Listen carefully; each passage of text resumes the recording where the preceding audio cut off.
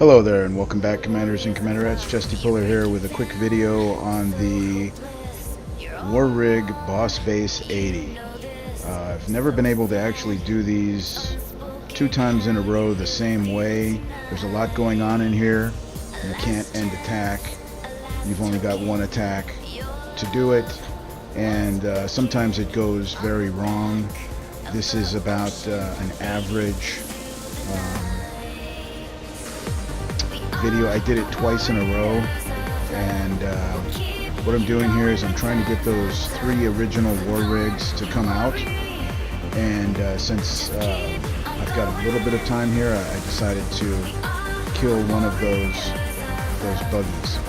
It's a good idea because these war rigs apparently have some kind of a splash damage to try to stay further away. The splash damage seems to do a lot of damage to your liberators, and then unlike most bases, these buggies will target normally when you've got Audra there, she becomes the main target. Well, this is sort of opposite. They won't target Audra. They'll target everything but Audra, which is a kind of a dirty trick that Kixeye has done here, because if you could just get everything to target Audra, you would eliminate a lot of damage on some of your other units, because there's so many units coming at you at the same time. So what you want to do is sort of clear out everything so that you can run circles around the boss war rig. I guess it's an Omega war rig, or maybe even more than an Omega war rig. It's probably something that we can't get, but this war rig does drop drones of tanks and buggies. It's pretty devastating, and I doubt that we'll ever see anything like that. What I try to do is to clear up everything so that I can go back and forth here. Don't have to worry about the upper left hand corner or the top part of the map, because you just need to get to the war rig to get it to come out. And so what I do that with is my howlers, because they're faster, and even with the gold tech on there, the jackals just aren't quite that fast. So I try to stay away from bringing my jackals over here, because they can never get away in time. And what I'd like to do is blow this bomb up and get the war rig to drive through the bomb if I can. He missed it that time. Get rid of my jackals, and I'm just gonna slightly quickly get rid of my howlers here for a minute, because you see those other tanks and buggies dropped, and I'm already taking more damage than I would like to. And every now and then this war rig is going to drop more tanks. You have to keep shooting it to keep it in this area, because it wants to run away. If it does run away, you've just lost a minute, and we've only got 2 minutes left, and this thing has a lot of hit points. You can't even imagine something getting hit by this many howlers and buggies with corrosive on them, and extra damage for while moving, and all kinds of workshop on these things. And every now and then I just evacuate, because once you do, he loses his ability to have those extra units that he drops, because those extra units are going to do a lot of damage to you, as well as you're not going to be shooting the war rig, you're going to be shooting them. So you can make them disappear quickly just by retreating. Obviously you want to retreat on this side over here. See, I only got 40 seconds left, and on the last one I did this on, I retreated just as the war rig was almost dead, and it ended on me. So that's enough to piss a lot of people off. if you play your cards right, you can do this while in conjunction with doing your repeats on Shadow Ops, because you get 8,000 points for doing one War Rig base. So you'll get a single War Rig part for completing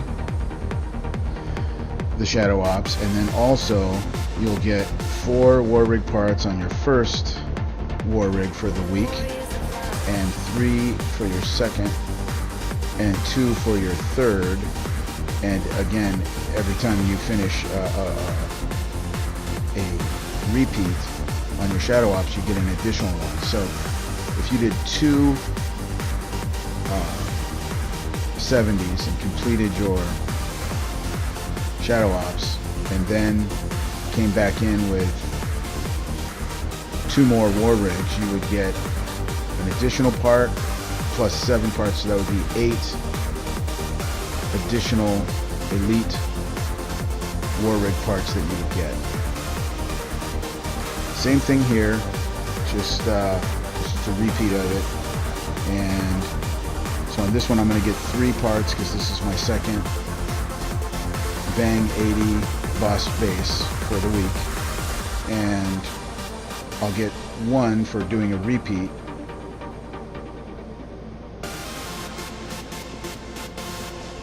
Of the Shadow Ops. So I'm just basically using Audra. You can use a purifier if you don't have Audra. If you don't have Audra, I would say Audra is the very next most important unit to Jericho. And then just get all these nuisance scorpions out of the way. They're just a nuisance, and they draw your fire away from other things. Hit stop a lot because then they'll target the most nearest thing. This is why you really need the liberators in here, because the liberators will target those scorpions and get rid of them quickly. And notice I'm doing all the special forces guys. I'm not too concerned with the anti-air. This is all being done with ground. We're not using any air. At the very end, if you're very, very close to killing Veng, and he's not quite dead yet, and you're running out of time, go ahead and bring, I would bring bone saws, because they'll cut through Veng's armor, and hailstorms, because they shoot moving targets. Both the bone saws and the you notice I left my jackals there on purpose.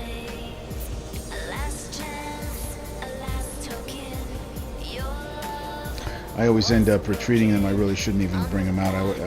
I just have them there just in case I can get this guy over here and he doesn't have those extra units with him. Now you got to keep shooting him, otherwise he'll return. So if you miss him, that's bad news, because you just lost a minute or a minute and a half to get him back over again. And, so if you can keep him here and try to keep an eye on where you are, like right here, it's a bad area for me to retreat because he's close to turning around. This would be a good area. Right about now would be a good area to retreat if you have to retreat. So you want to try to, that's a bad time because he's facing in the wrong direction. Right now when he's facing this way, it takes him a second to turn around. So this would be a good time to retreat.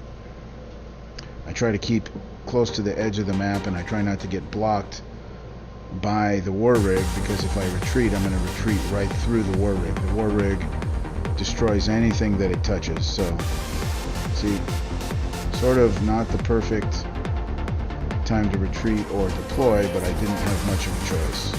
We're getting real close to the end here. We got a minute and a half. So, he's almost dead, but see how he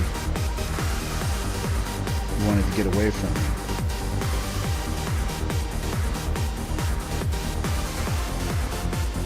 So it's just a matter of keeping him over here and having the right workshop. I did this a couple of times without the right workshop, and you don't do enough damage to him. It's hard to kill.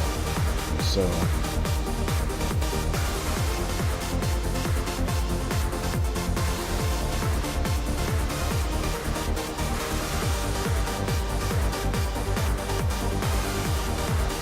See, that was 1 War Rig part and 3 War Rig parts here. So that's 4 plus the other 4. So that's 8 Elite War Rig parts for doing 2 of those.